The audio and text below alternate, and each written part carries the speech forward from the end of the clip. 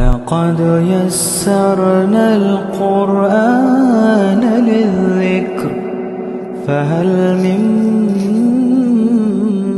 مُّدَّكِرٍ۔ السلام علیکم ورحمۃ اللہ وبرکاتہ۔ بسم اللہ الرحمن الرحیم۔ اور اللہ سبحانہ تعالیٰ فرماتے ہیں دیکھو کیسا بہتان باندھتے ہیں یہ اللہ پر، اور کافی ہے یہی ان کا بہت بڑا گناہ کہ نہیں دیکھا ہم نے ان لوگوں کو جن کو دیا گیا تھا کچھ حصہ کتاب میں سے، کہ ایمان رکھتے ہیں وہ بتوں پر اور شیاطین پر، اور کہتے ہیں ان لوگوں کے بارے میں جنہوں نے کفر کیا کہ یہ لوگ زیادہ ہدایت یافتہ ہیں ان لوگوں کی نسبت جو ایمان لائے راستے کے اعتبار سے۔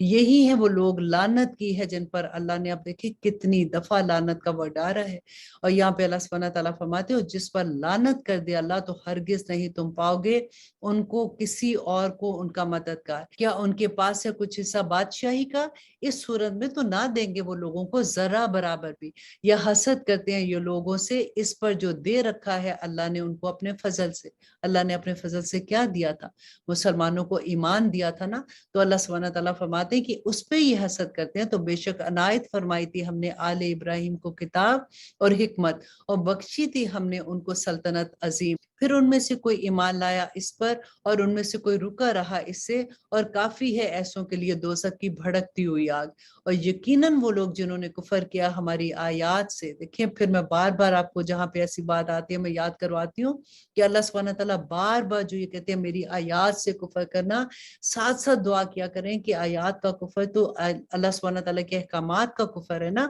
تو اللہ سبحانہ تعالیٰ ہمیں بھی توفیق عطا کرے کہ ہم اللہ سبحانہ تعالیٰ کے احکامات پہ عمل کرنے والے بن جائے۔ آمین ثم آمین۔ ان قریب داخل کریں گے ہم ان کو آگ میں، جب جل جائیں گی ان کی کھالیں تو بدل دیں گے ہم ان کو دوسری کھالوں سے تاکہ چکتے رہیں وہ عذاب، بے شک اللہ ہے غالب حکمت والا۔ اللہ اکبر، ربنا لا تجعلنا منہم۔ دیکھیں یہاں پہ کیونکہ کھال جو ہوتی ہے نا، اسی پہ جتنی درد ہوتی ہے نا وہ اسی پہ محسوس ہوتی ہے، تو اللہ سبحانہ تعالیٰ نے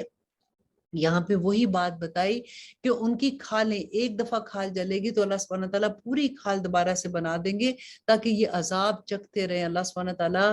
کیوں ایسے کہہ رہے ہیں؟ کیونکہ انہوں نے اللہ کی آیات کا انکار کر دیا تھا۔ اللہ اکبر۔ اور وہ لوگ جو ایمان لائے اور کرتے رہے نیک اعمال، ان قریب داخل کریں گے ہم ان کو جنتوں میں، بہ رہی ہوں گی جس کے نیچے نہریں، اور وہ ان میں ہمیشہ ہمیشہ رہیں گے، ان کے لیے وہاں میں بیویاں ہوں گی پاکیزہ، اور داخل کریں گے ہم ان کو سائے گھنے میں۔ اللہ اکبر۔ دیکھیں اللہ سبحانہ تعالیٰ ہمیں ایسا بنا دے کہ ہم ایمان والوں میں داخل ہو جائیں۔ اللہ سبحانہ تعالیٰ ہمیں نیکی کی توفیق عطا کرے، اور ہم جو چھوٹی چھوٹی نیکیاں کرتے ہیں اللہ سبحانہ تعالیٰ ریاکاری سے ہمیں دور کر دے۔ ہمارا دل بھی یہ چاہتا ہے کہ ہم بڑھ چڑھ کر کریں زکوٰۃ دینے میں یا صدقات دینے میں، لیکن ایک چیز کا خیال رکھیے گا کہ جس کو بھی آپ کچھ ہیلپ کریں آپ ایسے اس کی ہیلپ کریں کہ آپ کو جیسے ہوتا ہے نا کہ دائیں ہاتھ سے دے رہے ہیں تو بائیں ہاتھ کو بھی نہ پتہ چلے، لیکن پھر بھی میں نے وہی اصول بتا دیا یہاں پہ، آپ اس مقصد سے صرف کرو کہ دوسروں کو رغبت دینے کے لیے تو وہ اور بات ہے، لیکن جس کو آپ دے رہے ہو نا، حضرت علی کا قول تھا بہت پیاری بات کہ جس کو تم دو نا اس کی آنکھ میں نہ دیکھو، کیونکہ لینے والے کے لیے کوئی آسان نہیں ہوتا۔ اللہ اکبر۔ اللہ سبحانہ تعالیٰ ہم پہ اپنا رحم کرے اور ہمیں اس چیزوں کی سمجھ عطا کر دے۔ اب آگے دیکھیے اللہ سبحانہ تعالیٰ فرماتے یقیناً اللہ حکم دیتا ہے تم کو کہ حوالے کر دیا کرو ایمانتیں ان کے مالکوں کو، اور جب فیصلہ کرنے لگو لوگوں کے درمیان تو فیصلہ کیا کرو انصاف کے ساتھ، یقیناً اللہ بہت خوب نصیحت کرتا ہے وہ تمہیں جس کی، اور یقیناً اللہ ہے سننے والا اور دیکھنے والا۔ یہاں پہ اللہ سبحانہ تعالیٰ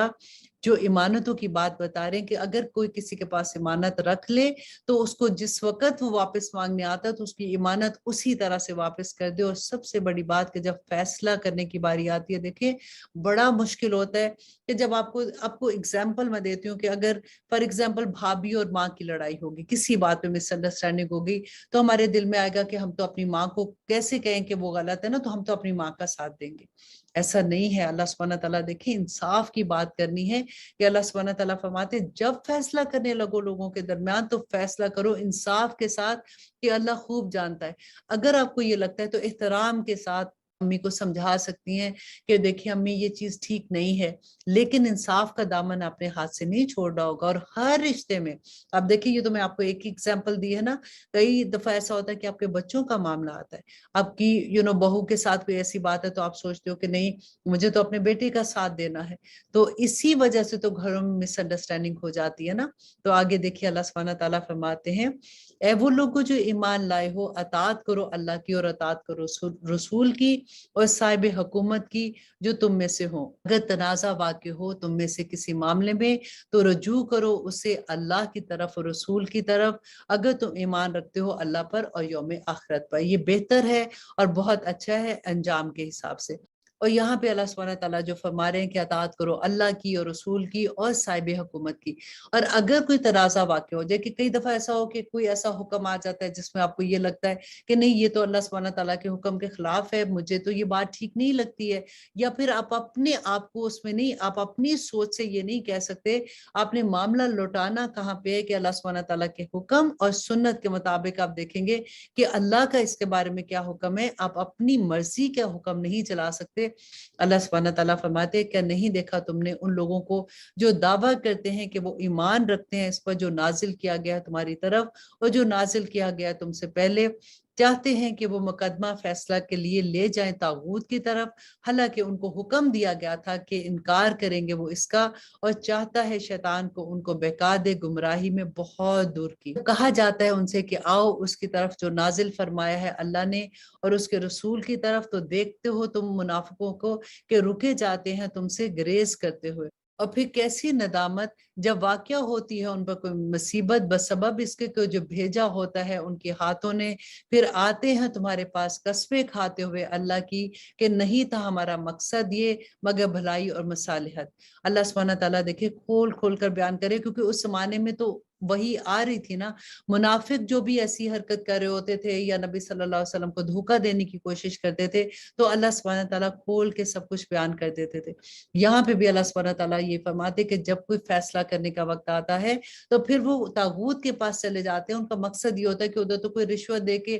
یا کچھ کر کے ہم اپنا معاملہ صحیح کروا لیں گے، اور لیکن کیونکہ اگر مسلمان کے پاس ان کا معاملہ جاتا ہے تو پھر تو وہ ایسا نہیں کریں گے، وہ تو حق کا فیصلہ کریں گے۔ اور ایک دفعہ ہوا بھی ایسے کہ ایک یہودی تھا اور ایک مسلمان تھا، ان کا آپس میں کوئی جھگڑا تھا، اور یہودی جو تھا وہ ٹھیک معاملے مطلب وہ سچ پہ تھا، تو جب مسلمان اور یہودی نبی صلی اللہ علیہ وسلم کے پاس وہ معاملہ لے کے آتے ہیں تو نبی صلی اللہ علیہ وسلم نے فیصلہ یہودی کے حق میں کیا، تو اب مسلمان جو تھا وہ منافق تھا، اس نے کیا کیا، اس نے یہ دیکھا کہ اب تو معاملہ اس کے حق میں ہو گیا، تو اس نے کہا کہ اچھا ہم حضرت عمر کے پاس جاتے ہیں اور ہم دیکھتے ہیں کہ ان کو ہم بتاتے ہیں کہ وہ اس کے معاملے میں ہماری مدد کرتے ہیں۔ حضرت عمر کے پاس جب وہ جاتے ہیں تو حضرت عمر کو یہودی یہ بتاتا ہے، اچھا اس کا مقصد کیا تھا کہ حضرت عمر کو یہ لگے گا کہ مسلمان ہے تو وہ مسلمان کی وجہ سے وہ میرا ساتھ دیں گے، اور حضرت عمر کے پاس جب وہ یہودی جاتا ہے تو ان کو بتاتا ہے کہ نبی صلی اللہ علیہ وسلم نے اس کے بارے میں یہ فیصلہ کیا تھا، تو اس نے یہ کہا کہ اب ہم حضرت عمر سے بات کرتے ہیں۔ حضرت عمر اندر گئے اور وہ تلوار لے کے آئے اور انہوں نے اس کا سر قلم کر دیا، اور اس کے جب رشتہ داروں نے واویلا مچایا کہ یہ کیا ہوا ہے، یہ کیوں ایسے کیا ہے، انہوں نے ایسے قتل کر دیا، تو حضرت عمر نے فرمایا تھا کہ دیکھو جو اس کا فیصلہ نبی صلی اللہ علیہ وسلم کر چکے، اس کی اتنی جرت کہ یہ میرے پاس آیا اس کا فیصلہ کروانے کے لیے۔ تو یہ معاملے جب ہمیں سمجھ آ جاتی ہے نا کہ نبی صلی اللہ علیہ وسلم کے جو فیصلے ہو گئے، جو سنت آ گئی ہمارے پاس، نبی صلی اللہ علیہ وسلم کی سنت کو بدلا نہیں جا سکتا، جو چیزوں پہ فیصلے ہو چکے وہ ہو چکے ہیں، اور اللہ سبحانہ تعالیٰ ہمیں توفیق عطا کرے کہ ہم نبی صلی اللہ علیہ وسلم کی سنت پہ عمل کرنے والے بن جائے۔ اور اللہ سبحانہ تعالیٰ فرماتے ہیں آیت نمبر 63 میں کہ یہ ہیں وہ لوگ کہ جانتا ہے اللہ ان کو جو ان کے دلوں میں ہے، تو درگزر کرو ان کو اور انہیں نصیحت کرو، کہو ان سے ان کے حق میں ایسی بات جو ہو دل میں اثر کرنے والی، کہ نبی صلی اللہ علیہ وسلم کو یہاں پہ اللہ سبحانہ تعالیٰ فرما رہے ہیں کہ ایون دو یہ ایسے لوگ ہیں پھر بھی ان کے ساتھ اچھے طریقے سے ان کو سمجھاؤ کہ ان کے دل پہ اثر ہو، تاکہ یہ اللہ سبحانہ تعالیٰ کے احکامات کے مطابق اپنی زندگیاں گزارنے والے بن جائیں اور آخرت میں کسی طرح سے یہ دوزخ کے عذاب سے بچ جائیں۔ اور آیت نمبر 64 میں اللہ سبحانہ تعالیٰ فرماتے ہیں کہ نہیں بھیجا ہم نے کوئی رسول مگر اس لیے کہ اطاعت کیجئے اس کی حکم سے اللہ کے، اور اگر یہ لوگ جب ظلم کر بیٹھتے تھے اپنی جانوں پر، آتے تمہارے پاس پہ بخشش مانگتے اللہ سے اور بخشش مانگتے ان کے لیے رسول، تو یقیناً پاتے اللہ کو معاف کرنے والا اور رحم کرنے والا۔ بس نہیں، قسم ہے تیرے رب کی کہ نہیں یہ ہوں گے مومن جب تک نہ منصف بنائے تمہیں اس میں جو تنازع اٹھے ان کے درمیان، پھر نہ پائے اپنے دلوں میں تنگی اس میں جو فیصلہ کرو تم، اور تسلیم کر لے خوشی خوشی۔ وہی بات نا کہ جو نبی صلی اللہ علیہ وسلم کے احکامات ہیں ان کو دل کی خوشی سے ایکسپٹ کر لیں، اگر نہیں کریں گے تو اللہ سبحانہ تعالیٰ کا یہی غضب ہے۔ اور اللہ سبحانہ تعالیٰ فرماتے ہیں اور اگر ہم لکھ دیتے ان پر کہ قتل کر ڈالو اپنے آپ کو یا نکل جاؤ اپنے گھروں سے، تو نہ کرتے ایسا مگر تھوڑے ہی ان میں سے، اور اگر یہ کہ وہ کار بند ہوتے اس پر نصیحت کی گئی ہے جس کی ان کو، تو بہتر ہوتا ان کے حق میں اور زیادہ ثابت قدمی کا ذریعہ تھا، اور اس صورت میں ہم یقیناً عطا فرماتے ان کو اپنے پاس سے اجر عظیم، اور ضرور ہدایت دیتے ہم ان کو صراط مستقیم کی، اور جس نے اطاعت کی اللہ اور اس کے رسول کی تو یہی لوگ ہیں جو ساتھ ہوں گے ان لوگوں کے جن پر اللہ نے انعام کیا۔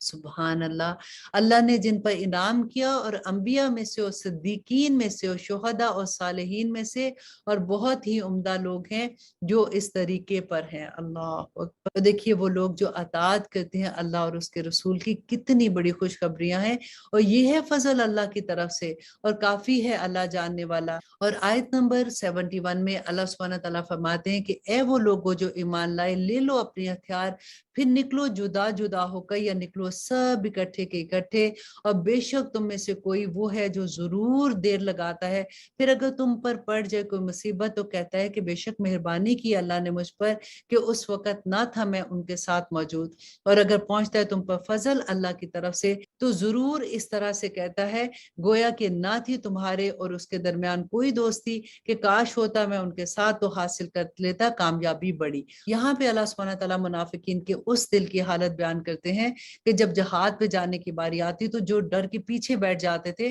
اگر مسلمانوں کو کوئی نقصان ہوتا تو کہتے دیکھا اللہ ہی نہیں چاہتا تھا کہ ہم جائیں، اللہ سبحانہ تعالیٰ کو ہماری خیر چاہیے تھی، اور اگر ان کو کوئی فائدہ ہوتا تو پھر کہتے کہ ہم بھی ساتھ چلے جاتے تاکہ ہمیں بھی مال غنیمت سے کوئی حصہ ملتا۔ تو اللہ سبحانہ تعالیٰ فرماتے ہیں کہ سو چاہیے کہ جنگ کرے اللہ کی راہ میں وہ لوگ جو فروخت کر چکے ہیں دنیا کی زندگی آخرت کے عوض، اور جو شخص جنگ کرے اللہ کی راہ میں پھر شہید ہو جائے یا غلبہ پائے تو عنقریب ہم دیں گے ان کو اجر بہت عظیم۔ کہ جو لوگ جہاد پہ جاتے ہیں اگر تو شہید ہو جاتے ہیں تو پھر بھی ان کو اس کا اجر ہے، اور اگر وہ واپس آ جاتے ہیں غازی بن کے تو اللہ سبحانہ تعالیٰ فرماتے ہیں کہ دونوں صورتوں میں ان کو بہت اجر ہے۔ اور کیا ہوا ہے تم کو کہ نہیں لڑتے تم اللہ کی راہ میں اور ان بے بس مردوں اور عورتوں اور بچوں کی خاطر جو دعائیں کیا کرتے ہیں اے ہمارے رب نکال تو ہمیں اس بستی سے، ظالم ہے جن کے رہنے والے، اور بنا دے ہمارے لیے اپنی طرف سے کوئی حامی، اور بنا دے ہمارے لیے اپنی طرف سے کوئی مددگار۔ یہاں پہ اللہ سبحانہ تعالیٰ فرماتے ہیں کہ جب مسلمانوں کو ہجرت کا حکم آ گیا